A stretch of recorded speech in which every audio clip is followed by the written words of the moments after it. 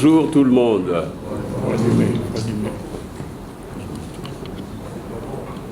Je voudrais, au nom du Présidium, vous saluer et vous remercier d'être venus nombreux à cette conférence.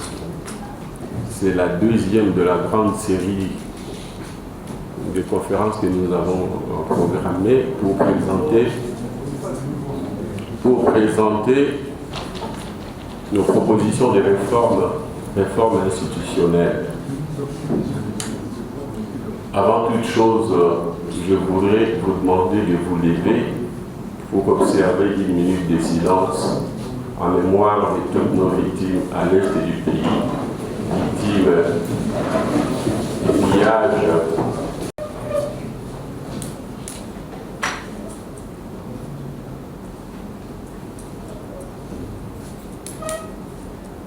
Merci. Monsieur, j'interviens pour introduire le coordonnateur de la MOCA pour la proposition, la seconde, de nos réformes. Et ici, il s'agit de la proposition relative à la loi électorale. D'abord, quelle est la philosophie de ces séances que nous avons avec vous, mais aussi de ces présentations des différentes propositions? Nous venons à vous en tant que force vive de la nation pour vous présenter nos idées dans le cadre des réformes institutionnelles qu'impose la situation de notre pays. Nous ne venons pas pour proposer à une partie prenante au conflit ou à la crise qui sévit dans notre pays, pour dire, bon, telle partie prenante, voilà la proposition, qu'est-ce que vous en pensez en termes de est-ce que vous l'acceptez ou vous ne l'acceptez pas. Il ne s'agit pas de cela. Il s'agit pour nous de nous adresser à l'opinion nationale à travers vous, force sociale, force vive de la nation, et pour obtenir de vous un feedback et obtenir de vous des propositions, des aménagements, des enrichissements à nos propositions, qui ne sont que des propositions, que nous allons garder après les avoir enrichis de vos propositions, des réponses que nous donnerons à vos questionnements, de manière à ce que nous soyons en mesure d'intégrer vos idées pour enrichir nos propositions que nous allons mettre sur la table des discussions que nous demandons pour une sortie de crise. Donc il ne s'agit pas de présenter des propositions à faire accepter telle quelle par une quelconque partie prenante, et pour qu'on réagisse en disant non, vous avez gain de cause, vous la MOCA, c'est très bien, tout est bien. Non, nous disons, d'abord nous passons par le fait que vous représentez, organisez en force sociale, force vive, pour que vous puissiez enrichir nos propositions. Par exemple, pour la loi relative aux différentes élections, nous pouvons sortir d'ici avec une proposition venant de nous, mais qui est malmenée au point que la moitié sera déjà partie à cause de vous, parce que nous sommes ouverts à vos idées et nous pourrions les intégrer ensemble. Et que nous dégageons un consensus sur l'ensemble des textes, l'ensemble des idées, qu'une fois adoptées consensuellement dans un cadre paritaire, elles soient sanctionnées par entérinement au niveau institutionnel.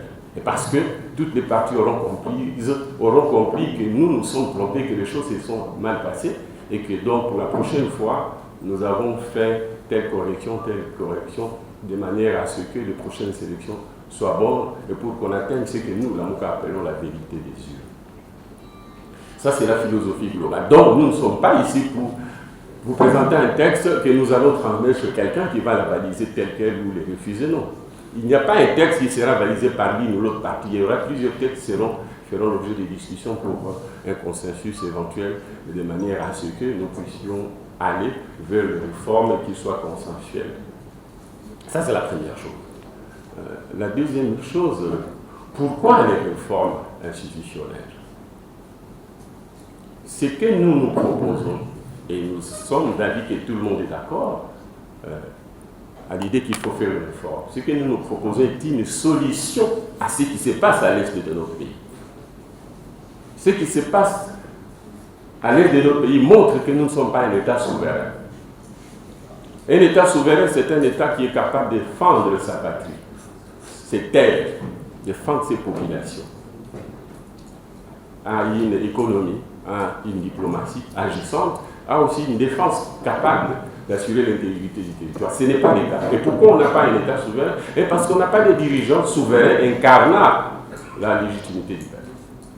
Il n'y a que des bonnes élections transparentes qui peuvent générer un leadership responsable, redevable, et qui se sentira l'obligation d'assurer l'intégrité du territoire et aura les moyens venant du peuple pour financer une armée capable de mettre fin à ce qui se passe. Tant que nous ne nous serons pas mis d'accord sur des réformes pour qu'on ait de bonnes élections, on n'aura jamais de pouvoir légitime et nous serons toujours un État non souverain parce que le peuple ne laissera pas, parce que c'est le peuple dans sa souveraineté qui crée un État souverain. Et nous serons toujours des sujets. Quel que soit celui qui sera à la tête du pays, s'il ne vient pas du peuple, c'est qu'il viendra de quelque part. Et c'est quelque part et autre que le peuple, c'est-à-dire il y a des forces occultes qui vont sous-traiter par lui. Voilà pourquoi nous disons des réformes, mais de manière consensuelle pour éviter les conflits en aval et qu'on ne nous divise pas en tant que peuple par des forces qui, eux, délèguent ceux qui servent leurs intérêts. Voilà, donc nous demandons les réformes institutionnelles. C'est une nécessité, un préalable pour qu'on mette fin à la guerre à l'est du pays. Il faut un pouvoir fort, mais émanant du peuple et un pouvoir démocratique. Alors, s'agissant de la loi, le coordonnateur va la présenter, mais en fait, c'est une loi qui prend en charge 2-3 points. Je résume en grande ligne. D'abord, le mode de scrutin. Le président va le présenter.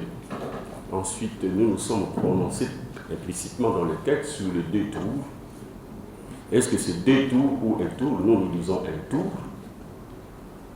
C'est une proposition. Les autres viendront. On va leur dire ce que nous pensons en disant notamment que 2 tours, c'est coûteux. 2 tours aussi, il faut toucher à la Constitution, etc. Le président va l'expliquer si vous posez des questions. Parce que nous sommes implicites, d'autant plus que nous maintenons la main telle quelle. Donc, un tour. De toute façon, le Congo, tant que la Mouka sera là, on pourra mettre sur papier 2 tours pour la présidence. Mais la réalité, c'est que ce sera toujours un tour, parce qu'au premier tour, nous battrons l'adversaire. Dès le premier tour. Donc le deuxième tour sera sur papier, mais dans la réalité, nous allons, parce que c'est un peuple clivant, comme une arme, si vous l'avez, l'autre ne l'a pas. Si vous choisissez, vous choisissez plus. Donc il n'y a pas de terrorisation. 35%, un président a eu 45% par ce peuple, ce n'est pas possible, sauf s'il y a triché. Donc, ensuite, nous revenons sur les différentes procédures qui accompagnent le processus d'enrôlement. Quelles précautions? Ensuite, les opérations électorales. Nous insistons beaucoup sur la population. Nous insistons beaucoup sur le procès-verbaux. Nous insistons beaucoup sur la transparence et les différentes étapes qui l'accompagnent. Je vais laisser la parole au coordonnateur qui va présenter l'économie de notre texte. Merci beaucoup. Mesdames et messieurs, bonjour. Et, je vais commencer par 2 paragraphes du préambule de notre Constitution. La Constitution du 18 février 2006. Il est dit ceci. Nous, peuple congolais, unis par le destin et par l'histoire autour des nobles idéaux de liberté, de fraternité, de solidarité, de justice, de paix et de travail, animés par notre volonté commune de bâtir au cœur de l'Afrique un État de droit et une nation puissante et prospère, fondée sur une véritable démocratie politique, économique, sociale et culturelle. Et puis la suite. C'est pour cela que nous sommes ici. C'est pour cela que nous faisons la politique. Nous faisons la politique pour donner à nos concitoyens un État normal, un État qui puisse défendre ses intérêts. Je vais commencer la présentation par la trilogie institution, mission et élection. Institution, mission et élection. Dans notre pays, notre Constitution a défini 4 institutions qui gouvernent notre pays. Vous avez le président de la République, le Parlement, avec 2 chambres, l'Assemblée nationale et le Sénat, le gouvernement et les cours et tribunaux. Ces 4 institutions ont été mises en place, ont été structurées pour remplir les 7 missions suivantes. 1. Assurer le fonctionnement harmonieux des institutions de l'État. 2. Éviter les conflits. 3. Instaurer un État de droit. 4. Contrer toute tentative de dérive dictatoriale. 5. Garantir la bonne gouvernance. 6. Lutter contre l'impunité. Et 7. Enfin, assurer l'alternance démocratique. Vous avez les institutions, les 4, je vous ai donné, et vous avez les missions.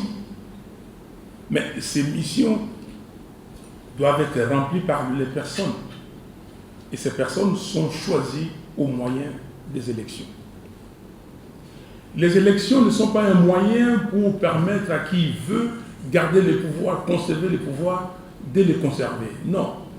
Les élections, c'est les moyens par lesquels les citoyens désignent au moyen du vote les hommes et les femmes pour les représenter dans les institutions de la République. On a défini ces institutions. Ceux qui vont être élus sont les représentants du peuple. Pendant une période donnée, le peuple transfère sa souveraineté à un groupe d'individus qui se présentent devant lui avec un programme, avec ce qu'il doit faire, avec une vision de l'État. Et on leur confère ces pouvoirs-là. Et ces personnes sont le président de la République, les députés nationaux, les sénateurs, les députés provinciaux, les gouverneurs de province et leurs vice-gouverneurs, les conseillers municipaux, les maires, le bourgmestre, les conseillers des secteurs et des chefferies, et puis les chefs des secteurs. Voilà ces niveaux qui demandent des élections. On passe. Maintenant, quel est l'objectif ultime de cette réforme? Pourquoi nous faisons la réforme aujourd'hui? Parce qu'on a déjà eu des lois ici, des lois électorales. On l'a révisé, la première loi. Mais pourquoi aujourd'hui? Simplement parce que nous voulons la vérité des urnes. La vérité des urnes pour doter les pays des institutions légitimes. Institutions légitimes veut dire que les gens que le peuple envoie pour le représenter, et le peuple se reconnaît à travers ces personnes-là. Donc, ce qui est une fondamentalité de tout processus électoral est la centralité de l'action du juge du contentieux électoral. Très important. C'est la vérité des urnes. Parce que sinon, les élections, si ça sert à dire aux Occidentaux, aux pays épris de démocratie, et qui disent que la seule façon, le seul mode de dévolution du pouvoir aujourd'hui dans ce monde moderne, c'est les élections. Et si les gens veulent se conformer par formalité, mais ils ont la réelle volonté de tricher, ça ne sert strictement à rien. Donc la fondamentalité de tout processus électoral, c'est la vérité des urnes. Et nous voulons pour cela assurer la régularité du processus électoral. C'est dit dans la Constitution, article 211. Mais comment assurer la régularité du processus électoral? Nous voulons déjà poser le principe. Obligation faite à la commission électorale d'organiser l'élection présidentielle 90 jours avant l'expiration du mandat du président en exercice. C'est l'article 73 de notre Constitution. Ici, on interprète ça comme on veut, Mais nous ne voulons pas d'interprétation, nous voulons poser ça comme principe et que cela soit entendu comme tel et que tout le monde s'y conforme. Nous voulons préciser la date d'entrée en fonction du président de la République élu. Comme aux États-Unis, on sait que tel jour, telle date de janvier, le 20 janvier, 4 ans après, le président entre en fonction. Donc il n'y a pas à transiger, il n'y a pas d'explication à donner, il faut que ces présidents entrent en fonction. Maintenant, arrivons à ce niveau où nous commençons à parler des élections. Élections législatives nationales et provinciales. Quelle est la nouveauté? La nouveauté ici, pour avoir cette vérité des urnes afin de doter le pays d'institutions légitimes, nous voulons d'abord qu'on se mette d'accord sur le mode de scrutin. La fois passée, on avait le scrutin proportionnel avec le plus fort reste. Et aujourd'hui, nous proposons pour ces élections, élections législatives nationales, élections provinciales, élections sénatoriales, le mode de scrutin qui s'appelle vote unique non transférable. Et je répète, vote unique non transférable. De quoi il s'agit? L'électeur n'a droit qu'à un seul choix sur la liste. Les partis mettent leur liste. Deuxièmement, pour une circonscription à un seul siège, les candidats ayant obtenu la majorité simple de suffrage est élu. Là, il n'y a pas de problème. C'est la majorité, celui qui a la majorité est gagnant. Mais pour une circonscription à plusieurs sièges, sont élus les candidats ayant obtenu le plus de voix de la circonscription à hauteur du nombre de sièges à pourvoir. Je prends l'exemple de Tchangou. Pour les élections de 2018, pour les élections législatives nationales, il y avait 18 sièges. Et on regarde, après le vote, on classe ceux qui arrivent en nombre de voix, les premiers, les 18 premiers, on les prend. Il n'y a pas de transfert de voix. Si vous étiez dans une liste de 18 et que vous avez eu 100 000, même si le quotient était à 30 000, vous ne transférez rien et vous êtes élu seul. Et si les 18 premiers viennent d'une liste, ces 18-là sont élus. Donc c'est la majorité et les peuples, les citoyens, les lecteurs comprennent plus facilement que j'ai été voté pour madame telle, monsieur tel, et que il ou elle est arrivé en ordre utile et c'est lui qui gagne. Voilà ces modes de scrutin. Vote unique, non transférable. Les indépendants, parce que la Constitution prévoit les indépendants. Les indépendants ayant atteint au moins 20% des suffrages valablement exprimés de la circonscription électorale est classé en ordre utile. Il est classé en ordre utile et après, il peut être élu parce qu'il a déjà 20%. Mais si vous n'avez pas 20%, et même si vous êtes classé en ordre utile, vous tombez.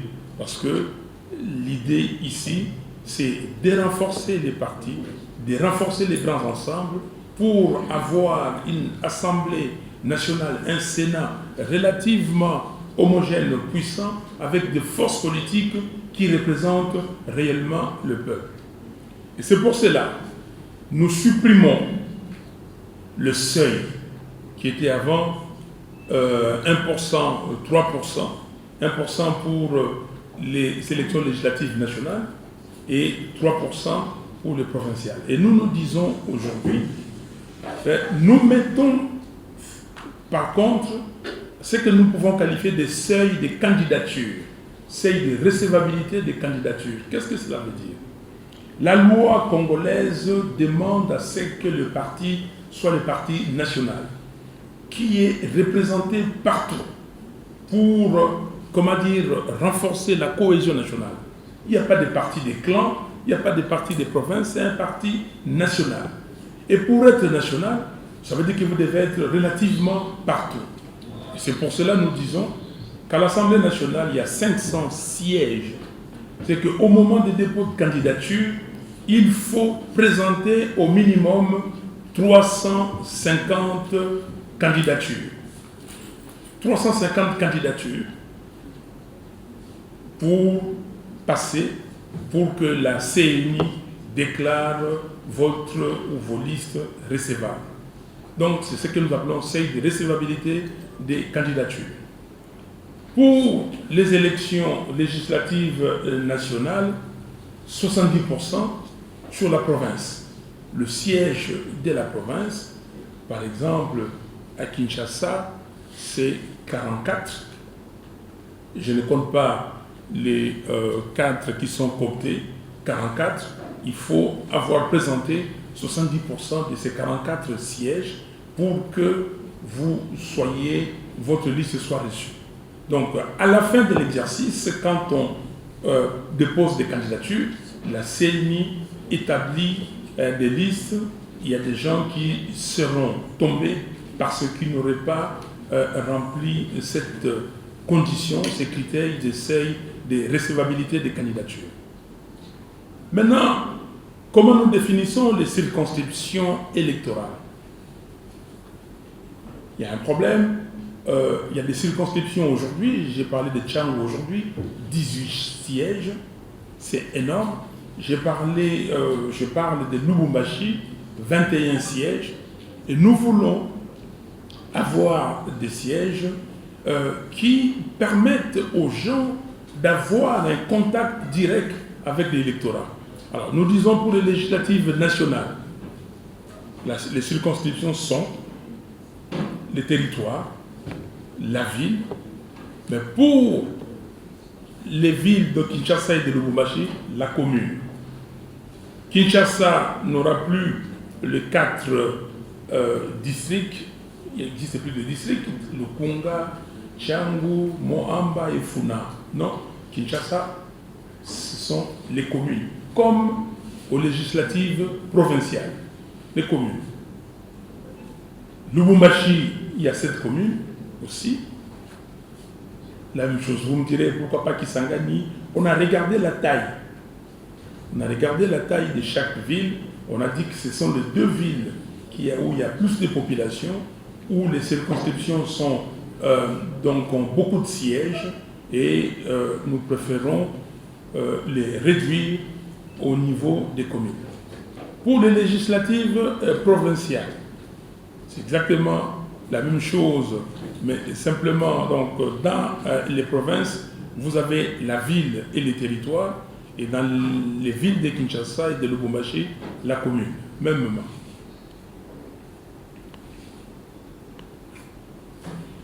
Pour les élections des sénateurs et des gouverneurs de province, nous disons ceci.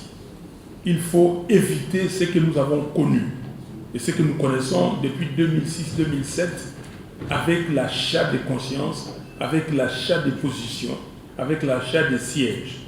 Donc ne peuvent présenter une liste de candidatures à l'élection des sénateurs que, 1. les partis ou regroupements politiques disposant d'au moins 20% des députés provinciaux au sein de l'Assemblée provinciale concernée. Si vous n'avez pas de députés, qu'est-ce que vous allez faire là-bas? C'est normal. Et c'est la situation que nous vivons aujourd'hui. Vous êtes candidat, vous n'avez pas de député. Qu'est-ce que vous devez faire? Vous devez corrompre, vous devez acheter des voix. Donc il faut avoir au moins 20% de députés provinciaux. 2. Les candidats indépendants, parrainés par au moins 20% de députés provinciaux indépendants et ou cooptés de l'Assemblée provinciale concernée. Et 3. Si vous n'avez pas le 20%, vous pouvez vous organiser et présenter des listes de coalitions, la coalition de partis ou des regroupements disposant d'au moins 20% de députés provinciaux à l'Assemblée provinciale concernée. Pour les gouverneurs, les candidats gouverneurs et vice-gouverneurs doivent porter le mandat d'un parti regroupement politique ou d'une coalition ayant au moins 20% des députés au sein de l'Assemblée provinciale. Vous avez 20%, vous commencez déjà à avoir une masse critique pour travailler, pour discuter, au lieu de vivre ce que nous vivons aujourd'hui. Tous les gouverneurs font, l'objet, vous le savez, des motions de censure et ainsi de suite. Ils font, des pressions sur eux, des pressions s'exercent sur eux pour payer les députés provinciaux. Les députés provinciaux sont partis dans les assemblées pour se faire de l'argent. Ils sont devenus des commerçants ou je ne sais qui, des commissionnaires pour trouver de l'argent, ou des commissionnaires, des gens qui sont de l'autre côté pour le pousser à mettre en mal les gouverneurs. Dans tout ça, il y a des interdits. Ces interdits-là pour toutes les élections, que ce soit les législatives nationales, provinciales, les sénatoriales et les gouverneurs et vice-gouverneurs des provinces. C'est qu'au cours d'un même cycle, nul ne peut se porter candidat à plus d'une élection. Vous le voyez bien, je crois qu'il y a à plus d'une élection. Donc, vous ne pouvez pas être candidat président de la République et candidat député national ou député provincial. Vous ne pouvez pas être candidat député provincial et être candidat sénateur ou candidat gouverneur ou candidat... donc, vous ne pouvez pas, disons, être candidat à plus d'une élection. Les suppléants ne peuvent pas avoir un lien d'alliance ou de parenté en ligne directe ou collatérale, ascendante ou descendante jusqu'au deuxième degré. Je crois que vous vous posez la question pour les gouverneurs, on pourra réfléchir et revenir là-dessus. Mais sur plusieurs niveaux de scrutin, le suppléant ne peuvent pas avoir un lien d'alliance ou de parenté. Nous avons vu ici un monsieur, il est candidat député national et son suppléant c'est son fils. Il est candidat député provincial, sa suppléante c'est sa fille.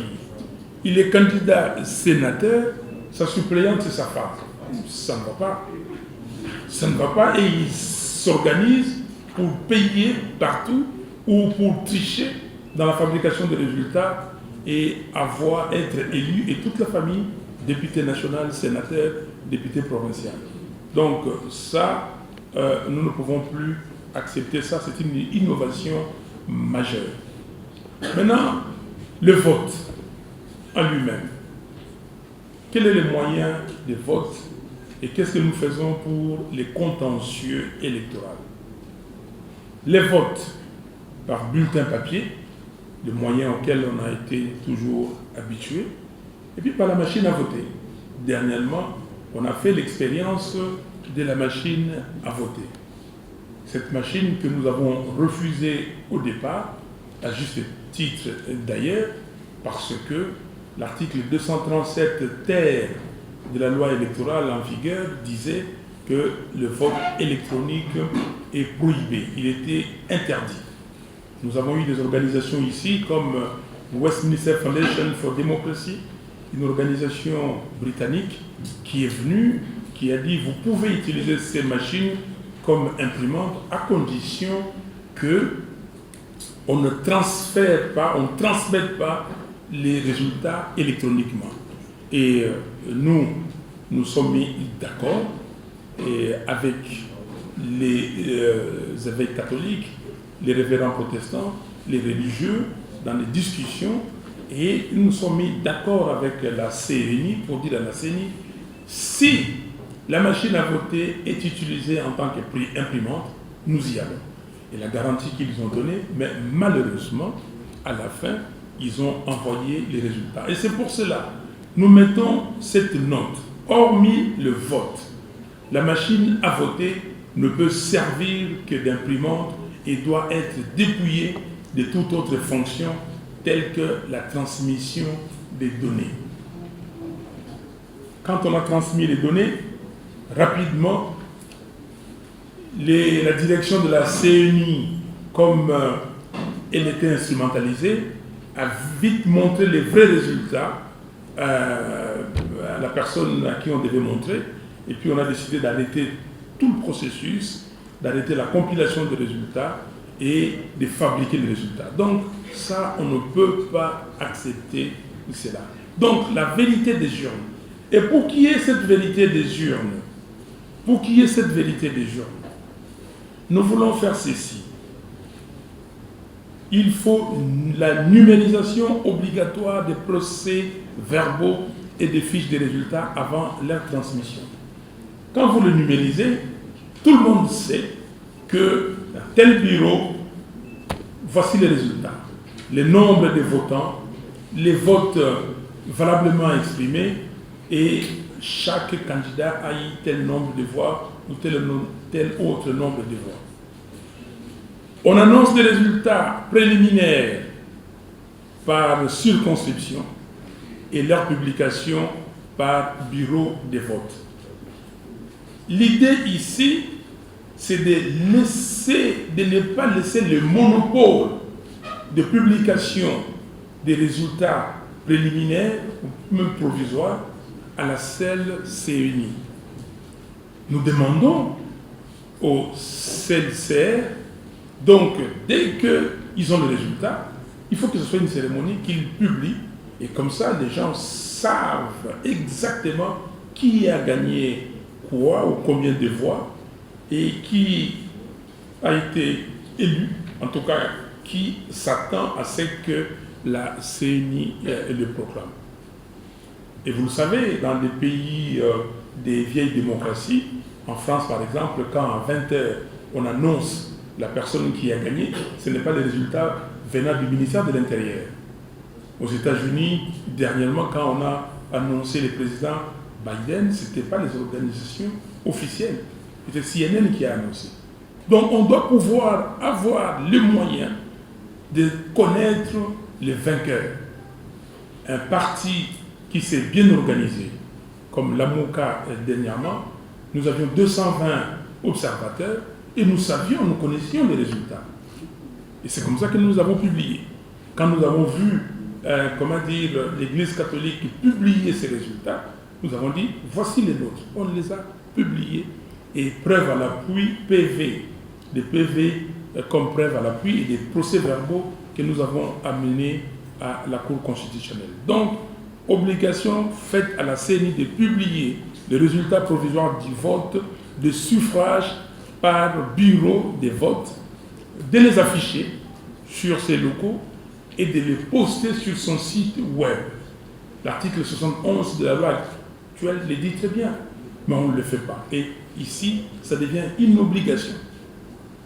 Réaffirmation de la responsabilité pénale des dirigeants de la CNI face à leur implication prouvée dans la falsification des résultats. Il faut qu'ils soient pénalement responsables. Comment voulez-vous quelqu'un qui dérange la quiétude de toute une population? Le Premier ministre vous a dit, aujourd'hui, regardez ce qui se passe à Béni. Ce qui se passe à Béni, c'est à cause de quoi? On aurait déjà terminé cette affaire si M. Nanga n'avait pas fabriqué les résultats. Comment voulez-vous que ce M. Nanga, j'apprends qu'aujourd'hui, il sera à l'Assemblée nationale? Un monsieur qui est sous sanction de certains pays. Et ce monsieur, vous l'acceptez. Allez à l'Assemblée nationale, parler. Et on me dit qu'il va parler des réformes. Comment, dans un pays où les gens sont sérieux, les hommes et les femmes, vont écouter les conseils de ces messieurs? Monsieur Nanga, sa place est en prison. Si monsieur Nanga va à l'Assemblée nationale pour dire que, chers frères et sœurs, chers députés, je viens ici pour demander pardon. Alors là, on peut l'écouter. On peut pardonner. N'est-ce pas?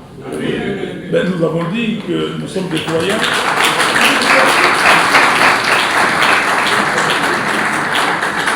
Mais allez raconter autre chose. Quand vous lisez son rapport, Ben, il a acheté combien de machines? À combien? Il a dépensé près d'1 milliard de dollars. Est-ce qu'il y a eu un audit? Personne ne s'en émeut. Donc, il faut que ces gens qui se disent en âme et conscience, parce que personne ne les a envoyés pour solliciter une position au sein de la CENI. Ils ont été eux-mêmes, par leur libre arbitre. Il faut qu'ils se disent qu'il y a des responsabilités et je dois assumer mes responsabilités conformément à la loi. Pourquoi aujourd'hui, dans certains pays qui envoient des troupes dans nos pays africains qui ont des problèmes, ou dans d'autres pays du monde, et que quand ces troupes-là commettent des bavures, on demande à ce qu'il y ait des enquêtes et les gens sont punis. Et pourquoi ici on ne punirait pas? Nous ne sommes pas, les damnés de la terre, nous ne sommes pas, des gens qui n'ont pas le sens des réflexions, des raisonnements, qui n'ont pas de valeur. Nous sommes en train de commémorer le centenaire de Simon Kimbangu. Nous sommes en train de commémorer le centenaire de Simon Kimbangu. Quand vous regardez, vous suivez, vous lisez, vous relisez tout ce que Simon Kimbangu a dit, a prophétisé, et vous voyez que c'est d'actualité aujourd'hui. Pourquoi nous, ce peuple-là, qui avons, nous avons des religions, nous avons des gens capables, connus mondialement. Je cite Simon Kimbangu, je cite Lumumba. On peut même se limiter à deux. Allons plus loin. Je cite le cardinal Malula,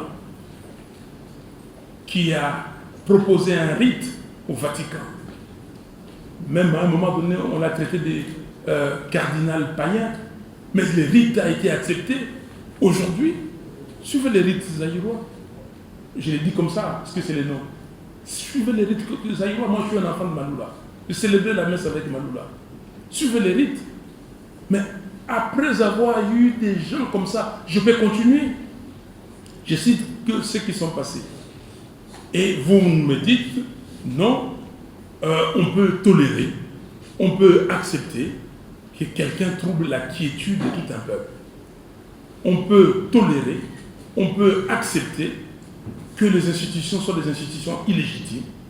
On peut accepter, on peut tolérer que n'importe qui dirige les institutions de la République. C'est totalement inacceptable. On ne peut pas accepter ça.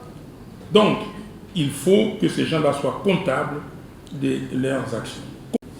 Nous disons que le recours obligatoire pour la juridiction saisie au pli des résultats transmis par la CENI avant l'examen du contentieux. On ne peut pas venir et dire que non, amenez la preuve. Et même quand on vous amène les PV, vous ne voulez pas les examiner. Institution du double degré de juridiction pour connaître des recours contre les décisions rendues au premier degré et formation d'une chambre spéciale au sein de la Cour constitutionnelle pour l'examen du contentieux au deuxième degré. On ne peut pas dire, ah non, les arrêts de la Cour constitutionnelle sont opposables à tous et ne sont susceptibles d'aucun recours. Non. Là, la Cour constitutionnelle, il faut créer une chambre et vous laissez les gens à la Cour constitutionnelle qui se disent, ah non, la CENI, les membres de la CENI se sont enrichis, ils ont gagné de l'argent, et nous ici, maintenant c'est notre loi, on fait ce que nous voulons. Non.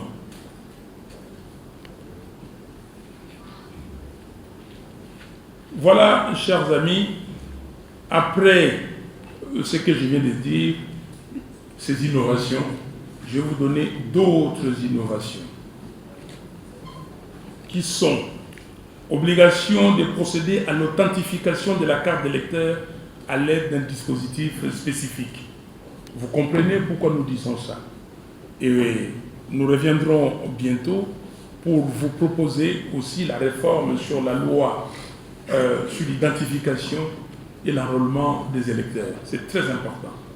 La fois passée, nous sommes allés aux élections avec 10 millions d'électeurs fictifs.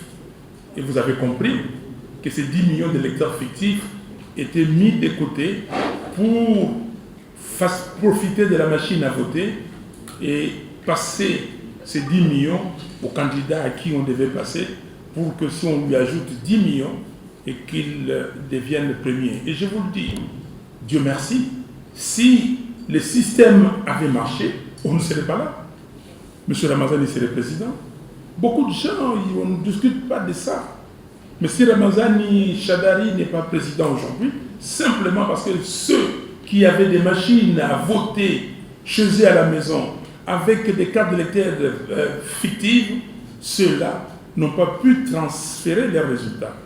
Quand ils ont essayé, ici les jeunes gens de la CNI à la centrale avaient bloqué la réception de ces données, et puis le matin, ils se sont dit, tiens, il y a un problème, et c'est comme ça qu'ils ont procédé à la fabrication des résultats. Donc, il faut des dispositifs pour identifier la carte, identifier les électeurs, qu'on ait exactement les nombres d'électeurs, les gens qui sont partis se faire enrôler. Troisièmement, révision à la hausse de la caution électorale pour le sénatorial. On revoit ça légèrement à la hausse. Révision à la baisse de la caution électorale pour les députés, pour les élections du président de la République, les députés nationaux et provinciaux. 100 000 $ pour le président de la République. Donc nous pensons que ça peut être à 50 000 $ pour les députés nationaux. Nous disons 8 $ pour la liste et ainsi de suite.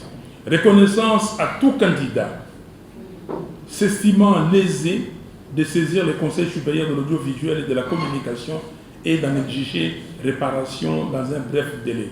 Il y a eu de ces sacs. Moi, je ne suis jamais passé à la RTNC. Je suis jamais. Est-ce que je n'étais pas candidat normal?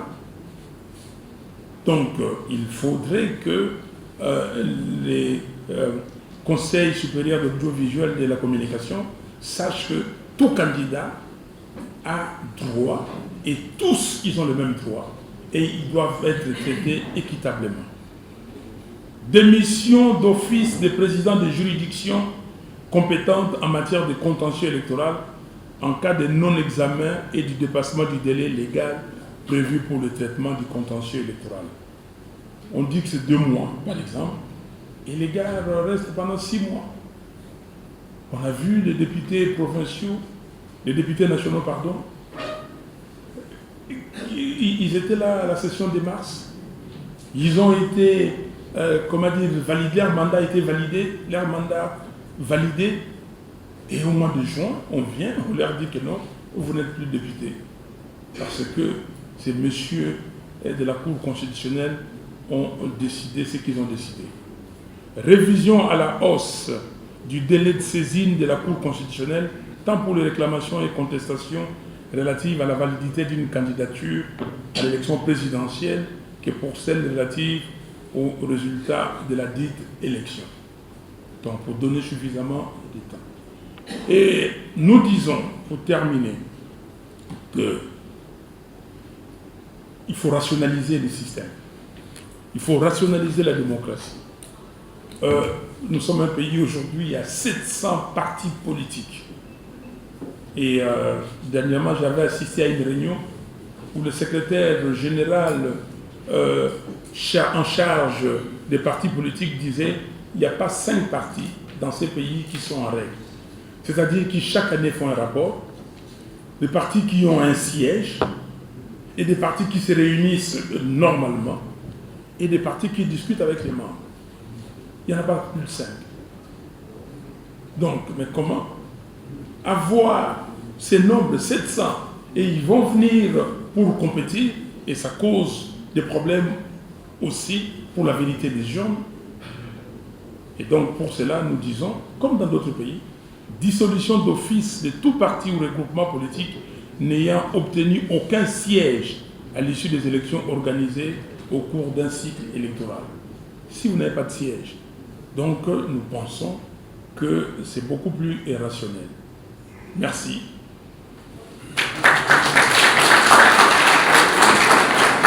Le Premier ministre Mouzit vous a dit que ce sont des propositions qui peuvent être enrichies. faut qu'il y ait un débat. Des débats, des discussions. Nous pouvons augmenter, fixer un pourcentage de 3%. Pourquoi pas? Pourquoi pas 5%? Pourquoi pas 2%? Mais c'est une discussion, c'est l'enrichissement. Alors, parce que le nombre de partis politiques, souvent, on les crée, ce qu'ils appelaient eux-mêmes ici des partis mosaïques. Donc, pour éviter ça, je crois que cette réflexion doit continuer et mettre ça sur la place publique et pour que nous puissions l'enrichir. Je suis totalement d'accord. Oscar Lungendo, oui, vous avez compris ce cas des gouverneurs et je suis revenu. Donc, on n'a pas corrigé ça à la fin pour les gouverneurs et pour le second degré dans ces institutions-là, comme les conseillers municipaux qui doivent élire le maire ou le bourgmestre, ils ne font pas partie de ça. Donc on peut être conseiller municipal, être candidat bourgmestre. On peut être à la fois candidat, député provincial et être candidat gouverneur. Donc on va changer et améliorer cette partie. Merci beaucoup. Donc, et je suis totalement d'accord avec vous sur les compétences exclusives, l'article 204 de la Constitution. Et si les institutions travaillaient correctement, on n'aurait pas eu tous ces problèmes que nous avons. Le problème, c'est qu'on a vite changé la Constitution le 11 janvier 2011 pour essayer de réduire les prérogatives des gouvernements provinciaux. On crée des situations où on met les gouverneurs en difficulté. Mais si les gens sont réellement élus, les députés provinciaux, s'ils sont comptables auprès du peuple et qu'ils doivent faire leur travail, si on rationalise ces niveaux, je crois qu'il n'y aurait pas de problème. Le problème, je crois que Dolly est revenu sur ça, le problème c'est que pour aller au suffrage universel au niveau de la province, c'est aussi un débat, c'est des discussions. Nous pouvons tenter, j'étais moi personnellement d'accord avec ça. En 2004, quand on discutait de la Constitution, j'ai beaucoup insisté, 2003 je veux dire, 2004, j'ai beaucoup insisté pour que les gouverneurs soient élus au suffrage universel. Mais on l'a fait comme on l'a fait, avec des raisons qu'on a données. Aujourd'hui, pour remettre ça au suffrage universel, comme pour le détour, je réponds au même moment, il faut toucher la Constitution. Il faut toucher la Constitution.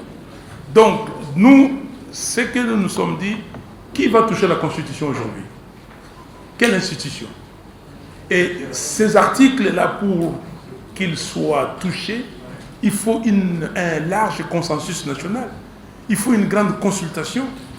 Et vous allez laisser la Constitution être touchée par ces parlements-là, par ces parlements, des gens qui sont achetés à tout bout de champ. On m'a dit qu'il y a des sénateurs qui ont failli se disputer dans les toilettes parce qu'il y a des candidats qui leur donnaient de l'argent. Donc, j'ai vu même des gens faire des campagnes pour le changement de constitution. Nous ne sommes pas contre le changement de constitution, mais il faut un processus. Nous devons être des hommes et des femmes normaux aussi. Vous venez comme ça de but en blanc, vous dites on change la constitution. Comme on l'a fait, en 2011. En 2011, on a changé de constitution, je peux vous le dire, parce que tout le monde a vu que Etienne Tshisekedi était là, gagné. On a dit, bon, voilà, il faut supprimer le deuxième tour. Mais on a supprimé le deuxième tour pendant que l'Assemblée nationale, qui avait déjà convoqué sa session extraordinaire, avait donné les matières, et c'est ça le règlement intérieur, pendant que le Sénat, qui était en session extraordinaire, avait déjà donné les matières qui devaient faire l'objet de cette session, et n'était pas inscrit dans cette matière la révision de la Constitution. On a imposé ça, et je me rappelle de cette séance où des sénateurs sont tombés pour dire non, il n'est nullement question, mais on a changé. Donc, il faudrait qu'on soit sérieux quand on veut amorcer comment dire, la révision constitutionnelle, des équipes de travail soient constituées, que des discussions à travers tout le pays et que le peuple, lui, la population, décide. Donc c'est pour cela, nous n'avons pas prévu le deuxième tour et c'est pour cela que nous n'avons pas prévu non plus l'élection du gouverneur au suffrage universel. Ce serait une très bonne chose. Alors, donc, Dolly, j'ai répondu à votre question si on ne craint pas qu'il y ait un président soit élu par une seule province. C'est pas vrai. Je mets quiconque au défi. Moi, je n'ai pas été élu par une seule province. Je vous le dis. Regardez, vous avez les résultats que la CENCO a publiés, a donné, n'a pas publié, que la CENCO a remis à la CNI. Territoire par territoire. Regardez ces résultats. Si vous voulez, je peux vous donner les résultats de la Mouka. Où est-ce qu'on était premier? Où est-ce que, comment dire, là où on a eu plus de voix par rapport à toutes les provinces? Ça n'existait pas. Je mets quiconque au défi. Ces gens qui disent que non, il y a le tribalisme. Le tribalisme, c'est dans des gens qui sont incapables. Quand ils voient qu'ils sont incapables, et ils se retranchent sur le tribalisme. Vous savez, Maître Georges Kapiamba, moi je vous ai connu depuis très longtemps. Je ne savais pas de quelle province vous étiez. Certainement, vous ne saviez pas de quelle province sont originaires mes parents, parce que moi je dis que je suis de Kinshasa. Je ne savais pas. Dolly, même moi, je ne savais pas. Mais comment voulez-vous, aujourd'hui, tous ces gens-là qui sont à l'est de la République, qui disent que nous sommes Congolais, nous voulons qu'on vienne nous aider ici, on nous tue comme des mouches. Comment voulez-vous dire que ces gens-là sont Nandé ou je ne sais pas quoi?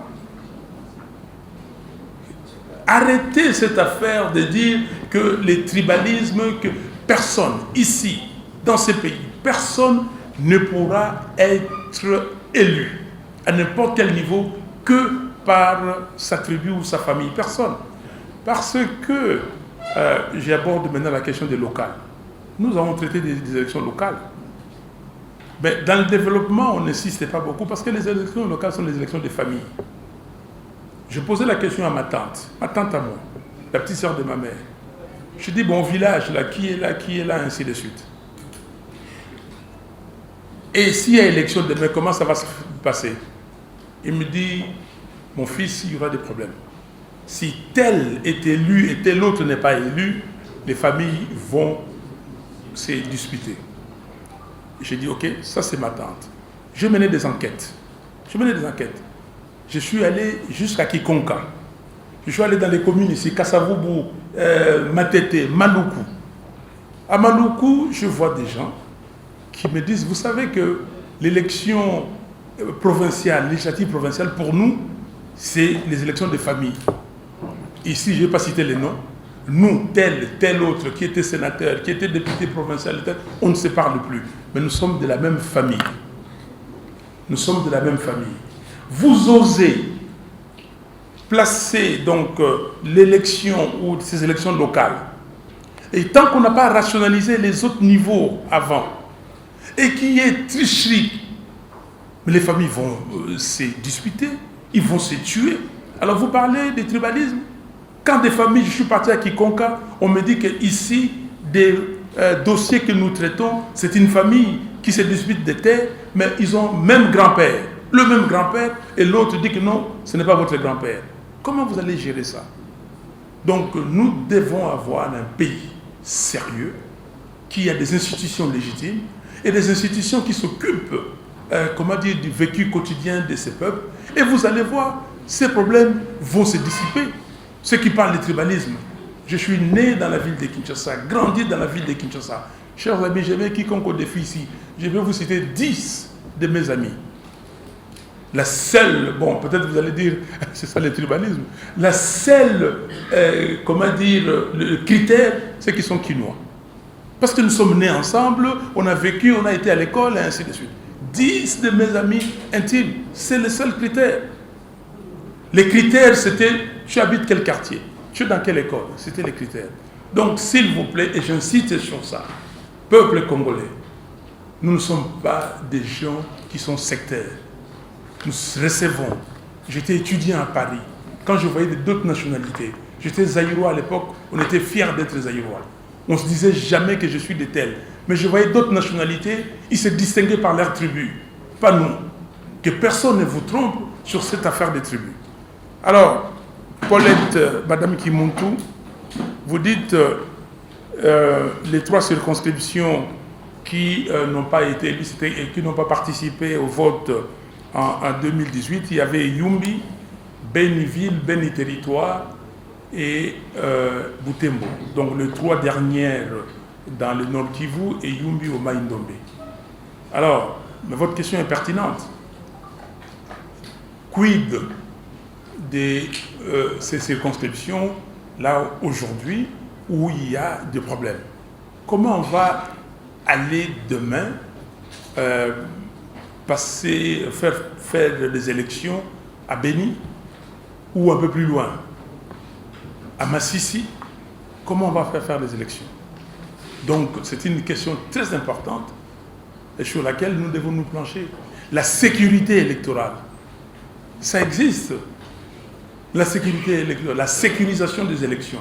Il faudrait penser, mais il faudrait qu'on fasse les élections partout. Vous avez vu en Centrafrique dernièrement, il y a eu cette question.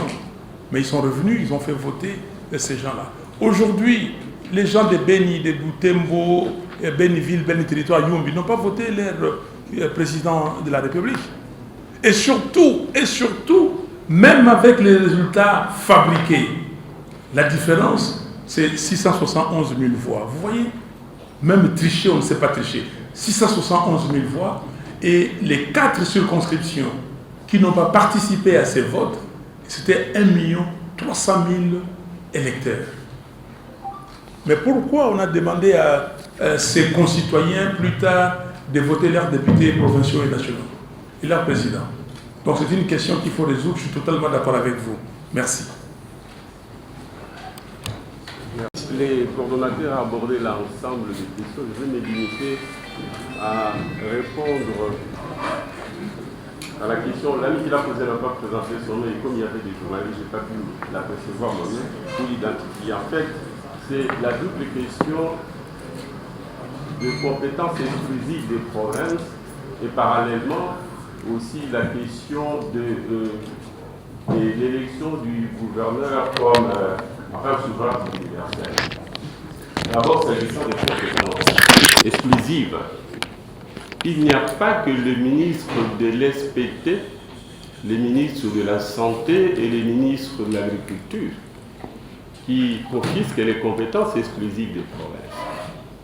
Il y a le gouvernement national lui-même ou central qui s'empare de ces compétences. Regardez la question de la gratuité. Mais la gratuité de l'enseignement, c'est un domaine exclusif de province. Non seulement pas exclusif du point de vue de l'État, mais exclusif par rapport aux autres provinces les unes que les autres, en sait qu'elles ne sont pas assises sur la même enseigne. Et troisièmement, la gratuité n'est pas financée par les ressources de l'État. Elle est financée par les 40%. C'est là-dedans qu'on prélève ce qu'on paye aux enseignants. Mais le pouvoir central s'est targué d'avoir augmenté les salaires des enseignants sur un budget qui n'est pas le sien. Sur 40%, c'est une imposture. Le ministre des Finances, c'est lui qui décaisse l'argent qu'on va payer aux enseignants. C'est une imposture. Ce n'est pas sur son budget, c'est sur les 40% qui d'ailleurs sont alignés au budget comme étant des crédits qui doivent faire l'objet d'un décaissement au profit des provinces, chacune conformément aux dotations lui allouées dans le cadre du budget. Et de telle sorte que c'est à chaque province d'organiser sa gratuité en regardant la hauteur de son budget venant du pouvoir central d'une part, mais aussi le budget propre de la province qui repose sur ces actes générateurs que sont l'impôt foncier, l'impôt sur les revenus locatifs, l'impôt sur les véhicules, etc. Même si une partie de ces impôts sont confisqués encore une fois par le pouvoir central. Ici, je parle de l'impôt sur les véhicules. Les fameuses immatriculations. Donc, le pouvoir central aurait pu lever l'option de la gratuité, quitte à laisser à chaque province, au regard de son budget propre, exclusif, voir comment il articule. Une province peut considérer que chez elle, Elle a plus besoin d'orienter l'argent vers la gratuité de la santé, par exemple. Pourquoi on parle de la gratuité de l'enseignement? Il y a la gratuité ou les subventions au profit de l'agriculture, qui est la première alimentation de l'homme. Donc, nous ne respectons pas ces compétences-là, non seulement au niveau des ministères, encore que c'est des ministères le font. Ça procède de la volonté des partis politiques au pouvoir et donc de la majorité au pouvoir. Bon, je prends mes responsabilités, ma part des responsabilités dans l'affaire pour avoir été Premier ministre. Donc, c'est une faute très grave. Ensuite, vous parlez, je voudrais beaucoup insister sur, ce n'est qu'une illustration quand je parle de la gratuité de l'enseignement, c'est dans l'ensemble de l'activité de la province que le pouvoir central met son pied, au point même qu'il se suicide un peu. Parce que quand vous regardez l'enveloppe prévue aux rétrocessions, à la rétrocession, la fameuse rétrocession, même si le mot est aussi impropre, parce que d'une part on parle de la retenue à la source et d'autre part on parle de la retenue. Encore que la retenue à la source n'est pas possible parce que la province ne peut prendre à la source les 40% que si elle est sur la chaîne de la recette, qui n'est pas sa propre chaîne parce que c'est la chaîne du pouvoir central. Donc on est obligé de corriger la Constitution elle aussi, pour revenir à un prélèvement, pas un prélèvement à la source, mais en fait à une dotation que l'État aligne et prévoit pour décaisser au profit des provinces, quitte à ce que ces décaissements se fassent automatiquement. Maintenant, laisser aux provinces, pour ce qui est des allocations propres au domaine des compétences exclues, allouer leur budget comme elles l'entendent, quitte à ce que le pouvoir central vienne regarder en termes de contrôle. C'est quand même important, c'est d'où la problématique même de la vraie décentralisation et de la volonté de décentraliser. Moi, j'ai peur, en tant qu'unitariste, vous allez me concéder ça, que les fédéralistes prennent le prétexte de remettre en question le régionalisme constitutionnel qui pourtant est un modèle qui est bien, qui ne fonctionne pas du fait de la volonté des hommes politiques qui aujourd'hui considèrent que l'argent qu'on donne aux provinces fait partie d'eux-mêmes ou de leur propre argent, ce qui n'est pas le cas au regard de la Constitution. Je me félicite de ce que vous ayez posé cette question. Mais maintenant, pour revenir à l'élection universelle du gouverneur, bon, c'est une question dont nous discutons beaucoup au Présidium. C'est vrai, le président a dit que nous ne pouvons pas revoir la Constitution, et moi je suis d'accord avec lui. Mais les jours où nous serons en mesure de revoir la Constitution, moi ça va me poser un problème. Comment, d'une part, être dans le régionalisme constitutionnel, qui fait que les provinces ne sont pas des États, et consacrer à travers l'élection du gouverneur son vote au niveau universel. Parce que dans des États fédéraux, les États fédérés créent l'État fédéral et incarnent la souveraineté nationale. La souveraineté de l'État comme l'État américain est internationale, c'est la fédération des États fédérés. C'est une union. Alors, il est normal que le gouverneur qui représente un État, une souveraineté nationale, soit élu par cette souveraineté incarnée par le peuple de l'État. Et à ce moment-là, il se fait contrôler par le Parlement de l'État. Mais ici, chez nous, enfin, c'est la même transposition au niveau de l'État fédéral. Mais ici, chez nous, nous risquons d'avoir des gouverneurs qui échappent à tout pouvoir, sauf celui du peuple, parce qu'il est élu par le peuple. Alors, comment va-t-on le contrôler, sinon qu'en attendant que le peuple le sanctionne plus tard? Quel peuple? Est-ce que les Katanga est un peuple? Enfin, ou les Haut-Katanga, ou les Kwilu, ce ne sont pas des peuples. Ce sont des articulations d'un peuple qui est unique parce que nous sommes nés États unitaires. Et nous sommes toujours États unitaires. Donc, nos provinces ne sont pas des États et à ce titre, elles peuvent incarner une souveraineté nationale pour être en droit de choisir le gouverneur qui serait élu au suffrage universel d'un peuple ou de 26 peuples, si on peut forcer la nature. À ce moment-là, la faiblesse serait, sur le plan concret, c'est que le gouverneur échappera au Parlement, parce que les députés sont élus, eux-mêmes, ils ne peuvent pas punir quelqu'un qui ne vient pas d'eux et qui n'est pas élu par eux. Et ce type-là, je ne vois pas les mécanismes de suivi, du moins à cette étape de l'histoire de notre État. Et donc, je vous décourage cette vision qui veut qu'on ait un gouverneur avec un gouvernement qui échappe par conséquent au Parlement provincial. Merci. Cette question qui, à mon avis, comment dire, c'est une perte de temps, une distraction, comme on dit ici. Ici, qui vous présente des réformes? c'est le président de la MOUCA. Alors, le président de la MOUCA, M. Katumbi aujourd'hui est où? Est-ce qu'il est à l'Union Sacrée ou il est à la MOUCA? Alors, il va prendre la présidence tournante de quelle la MOUCA? La MOUCA où il y a Mouzito, il y a Fayoulou, ou de la MOUCA imaginaire? Mais s'il vous plaît, le problème c'est que il faut, comme on dit à l'ingénieur, on peut sonner. Même si la honte ne tue pas, vous êtes engagé dans une entreprise, vous êtes parti déposer des cahiers des charges, vous avez négocié et là vous êtes en train de négocier des postes pour entrer dans un gouvernement. Bon, même si on vous maltraite ou on fait, ça c'est votre problème. Mais quel est... Alors, l'entrée à la MOUCA était... Donc nous avons créé la MOUCA ensemble. On ne nie pas. Monsieur Matungulu est parti. Monsieur Niamoussi qui nous a rejoint à un moment donné est parti. Nous avons tous constaté leur départ volontaire de la MOUCA. Mais maintenant les autres sont partis. Je vais vous dire une chose. C'est que j'ai pris la coordination et vous le savez, en octobre donc l'année dernière, le 12 octobre, et quand j'ai pris cette coordination, nous avons convoqué des réunions. J'ai demandé à tous les membres du Présidium d'envoyer les membres de la cellule politique. Seul le Premier ministre Mouzito a envoyé ses membres de la cellule. J'ai convoqué des réunions. Ils ne se sont jamais présentés. La première réunion, Jean-Pierre Bemba était au téléphone, il était avec Emena, et malheureusement, la communication ne passait pas bien. On s'est convenu qu'on reportait la réunion une semaine après. Et cette semaine-là, après, Mouzito et moi, chacun, Zoom, chez lui, on était là, et les autres n'étaient pas là. J'ai encore convoqué des réunions. Je peux vous donner la liste. Personne. Et puis j'ai appris qu'il discutait avec l'Union Sacrée.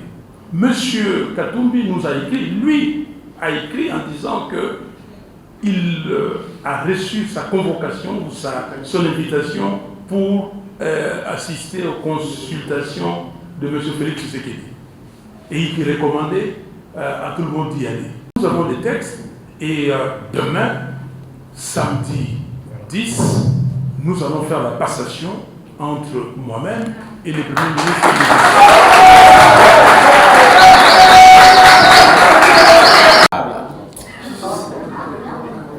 Oui, que bakoma bababa. Na évité batindio ou bien ndengeni. Pourquoi je pose cette question? J'ai beaucoup de considération pour les journalistes. Na lobi batindio parce que balobaka susute. Ceux qui ont qui balobi bazolo bande kuna pour la union sacrée, mais jamais à propos de la MOUCA. Bon, oyo lobi wana uzi wango wapi. Pour bango baloba. Hein? Non, c'est je n'ai plus grand chose à ajouter. Les cordeaux à tout dit. Merci beaucoup. Il n'y a pas de glissement. Nous avons simplement voulu renforcer l'article 73 de notre Constitution. L'article 73 de la Constitution est très clair. Il dit ceci, je cite, « Le scrutin pour l'élection du président de la République est convoqué par la CENI 90 jours avant l'expiration du mandat du président en exercice. » C'est-à-dire 90 jours et 3 mois. 3 mois avant que le mandat expire, il faut qu'il y ait élection déjà. Il faut qu'il y ait élection. Cet article a été pris dans l'idée, ou en tout cas la philosophie des 2 tours. C'était parce que quand vous avez le premier tour, on dépouille le résultat, et s'il y a un deuxième tour, on donne le temps pour qu'il n'y ait pas vacances, pour qu'il n'y ait pas... les glissements ne peuvent pas avoir lieu parce que le mandat est prévu pour 5 ans. Il n'y a pas de glissement possible. Alors maintenant, là où votre question est intéressante, vous dites, mais si ça arrive, non. Il faut que le peuple congolais fasse tout pour que ça n'arrive pas. Et ça n'arrivera pas. Donc nous allons nous mettre là pour que ça n'arrive pas. Si d'aventure ça arrivait, et vous entendez aujourd'hui, comment dire, dans certains pays comme le Bénin, on dit que le mandat a expiré, il a expiré. Donc le mandat expire. Et nous avons précisé dans notre proposition de loi des dates. Quand est-ce que le nouveau président entre en fonction? C'est prévu. Donc nous ne pensons pas soutenir l'idée que le président de la République reste en fonction jusqu'à l'installation du nouveau président de la République élu. Oui, cette disposition, c'était une disposition parce qu'on sait que pendant le temps qu'on est en train de faire, comment dire, des démarches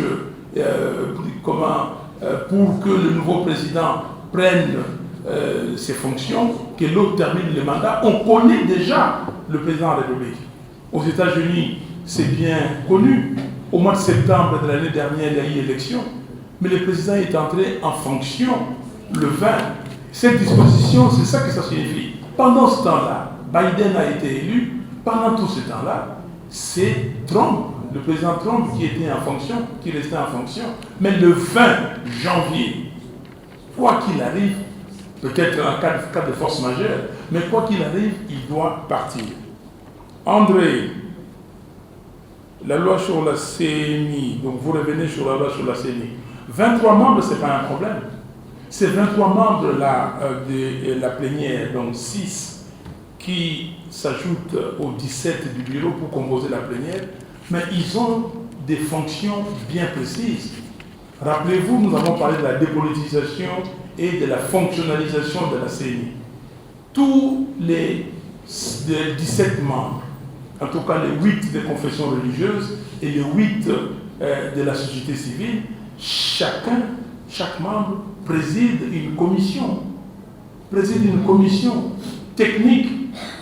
Chaque membre préside une commission, confession religieuse, et les membres de la société civile les secondent. Il n'y a pas pléthore, et si vous regardez aujourd'hui l'effectif de la CNI, il est plutôt pléthorique. Le président de la CNI a combien de membres du cabinet, vous le savez? Son cabinet, 250 membres. Le vice-président a combien de membres? 150. 400 personnes juste pour des gens qui ne font absolument rien. Et là, c'est des gens qui vont travailler avec des experts. La CNI a des experts. La CNI a des compétences. Et ces compétences-là, nous avons besoin de ces compétences.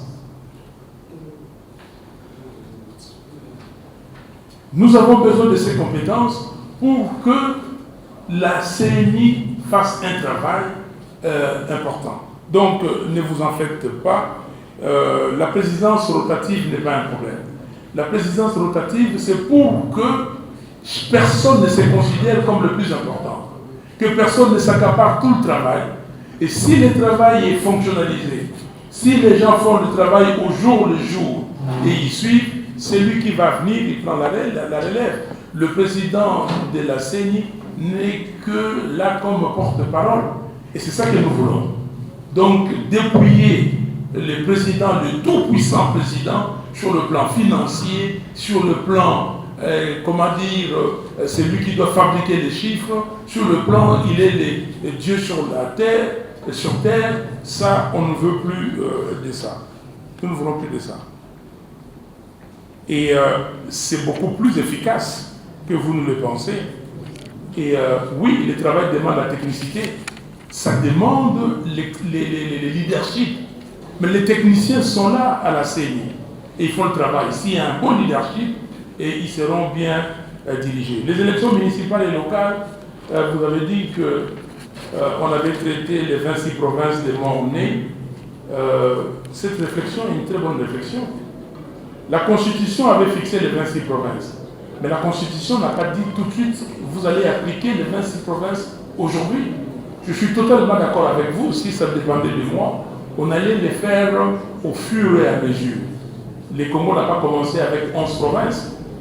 On a commencé avec peu, on est passé à 6, 9, 11, ainsi de suite. Donc, il fallait expérimenter. Les Kivu étaient les Kivu avant, on l'a morcelé en 3, Maniema, Sud Kivu, Nord Kivu. Est-ce que ce n'était-il pas la bonne démarche? Aujourd'hui, on voit des chefs-lieux de province qui n'ont pas eu des infrastructures pour habiter, les institutions. Alors, les débats politiques, ça, c'est des choses que nous ne voulons pas fixer au niveau de la loi, mais ça, comme Maître Papier l'avait dit tout à l'heure, c'est un débat qui peut continuer. Nous sommes pour le débat. Nous sommes pour le débat. Nous voulons que les candidats se présentent face à la population pour qu'ils disent clairement de quoi ils sont capables. Ezadi, invalidation de députés, les témoins dans les centres d'enrôlement et la nationalité de Martin Fayulu. Le gouvernement a légal. Voilà, s'il vous plaît.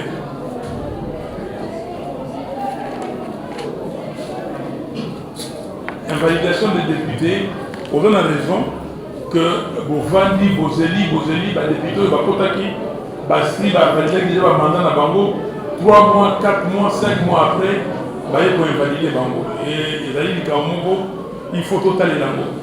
Au moni, ceux qui s'énient, ils ont un bateau à Malonga, Balandi Makambu, Ndenge et Longobani, Ndenge peuple à Lingi, problème n'est pas à même Ndegoyo, à Tunaki, Makambu, il y a délai, même dans les délais de contentieux. Contentieux, vous allez m'inviter.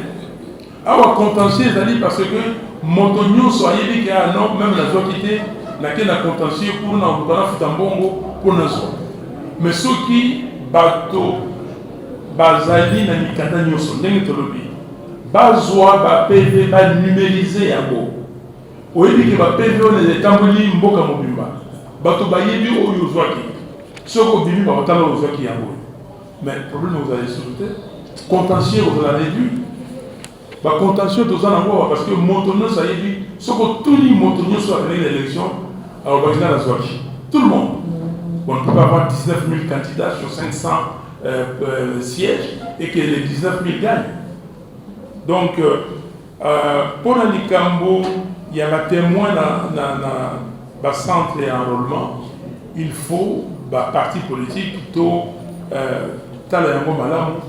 Pour battre mais c'est il faut organiser un peu madame pour construire les abattés, battre nous sommes dans la carte de l'habilitation, battre la macambrine de nationalité, il y a Martin Fayulu, papa, on est là, on est bas, ce qu'on dit, on va le bachit, ok? Mais vraiment, autour d'une question très nationalité dans la réalité. Mais donc, nationalité dans les années, dans sa congolais dans les années. Je ne vous comprends pas. Donc,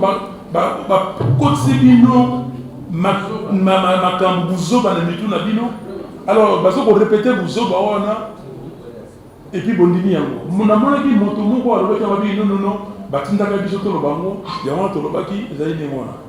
Mais Bolingi Sikoyo, ceux qui n'ont pas sa réunion, Naya, na Mama Leki Nangai, na côté ya Tata.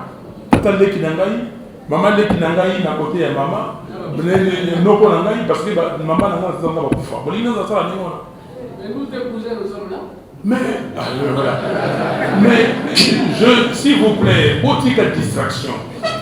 Tous ça na makambouya sérieux où ils allaient. OK? Makamba sérieux ils allaient. Ba camarade to na tala kina bango 0 année. Ba ça na mukilio. Na côté na bango première année primaire. Si na silisi classe, na salle de l'université Bazali. Alors, beaucoup tout na makambo, bolo na makambo. Alors, bokende, beaucoup na misusu, oh, yazali na ya toko bana moko. Ngai na kusuka boy. Na question wana, nazali na ngai maboko pembe, nazali bo sala yango, tokende, boza ba kundula ba papa, boza ba test ADN, ba kundula ba maman, boza ba test ADN symbolique. Donc, je suis prêt à tout ça. Alors, Ndegoteyo, vous êtes resté sur votre soif. Et oui, vous êtes resté sur votre soif, vous avez raison, parce que nous n'avons pas terminé. Le Premier ministre Mouzut vous a dit que nous avons commencé avec la loi portant l'organisation et fonctionnement de la CNI. Aujourd'hui, nous présentons la loi électorale. Nous allons revenir pour présenter la loi sur l'identification et enrôlement des électeurs, et puis les calendriers.